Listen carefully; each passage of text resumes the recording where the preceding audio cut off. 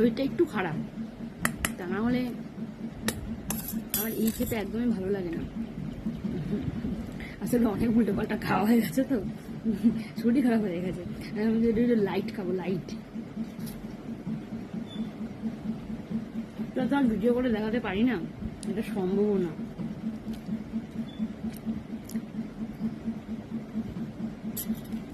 বাড়িতে লোক থাকে ওখানে ফোন ধরে দেওয়ার, আমার কেউ নেই ফোন ধরে দেবে।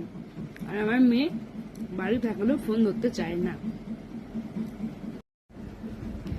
এবার ভাবছি কি রান্না করব, মানে কি রান্না হবে আজকে।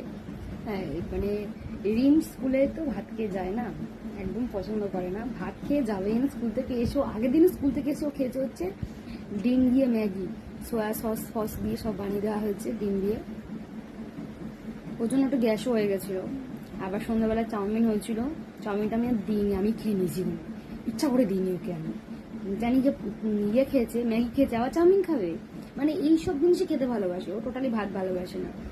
আর মাছ তো মানে দুঃখের কথা, আগে তবু একটু মাছ খেতে, এখন মনে হচ্ছে মেয়েটা আমার পুরো সন্ন্যাসী গ্রহণ করবে, একদম মাছ খায় না, মাছ খাবেই না, ও খেতেই চায় না। এবার না ভালো লাগে না একদম, পুরো ও খাবে না। আর রান্না করতে বাড়ির বাচ্চা যদি না খায় না, মানে বিরক্ত লাগে, ওর সামনে খেতেও ইচ্ছা করে না তখন। আর আমি মাছ ছাড়া খেতে পারি না, মানে এটা বিশাল সমস্যা, আমার খুব কষ্ট। আবার শাক সবজিও রান্না করা যাবে না, শাক সবজি মানে কি বলবো, শাক সবজি রান্না করা যাবেই না। মানে সবজির মধ্যে, শাকের মধ্যে খাবে যে লাল শাকটা, বর্ষাকালে তো শাক আমরা খাই না, লাল শাকটা খাবে শাকের মধ্যে। আর সবজির মধ্যে খাবে যে ঢেঁড়স, যার কোনো গুণই নেই সেরকম, ঢেঁড়স খায়, একটু ঢেঁড়স খেতে ভালোবাসে। আর বেগুন খেলে বেগুনের চোখলা খাবে না, বেগুনের দানা খাবে না, সে মানে মহা ঝামেলা। সবজি রান্না করো মানে।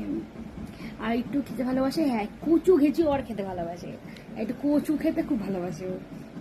আসলে বাঙাল তো, বাঙালরা তো জানে, বাঙালরা কচু পেলে ওর আর কিছু লাগে না। কচু কিন্তু এই বর্ষাকাল তো মান কচু বাটা ওর খুব প্রিয়, আমিও খেতে খুব ভালোবাসি। এই একটা পিছনে একটা ইয়ে কচু হয়েছে একখানা,